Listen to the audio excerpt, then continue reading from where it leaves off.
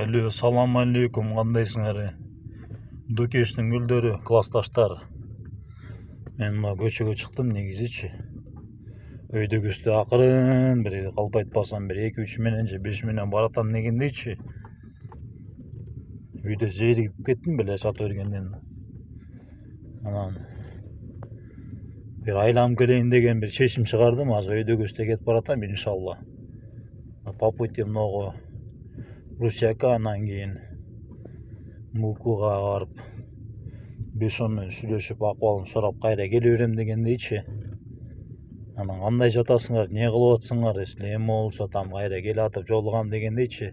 Заранее или келип кет, кайрылып кет дегендей кептериңер болсо группага мындай айтып койгула да. Мен ага деле каршы эмесмин негизи. Болбосо акырын үйгө келип кайра жатып эртең менен мен шаарга кетем дегендейчи. Мен болду, эми бүрсү күн иш башталат.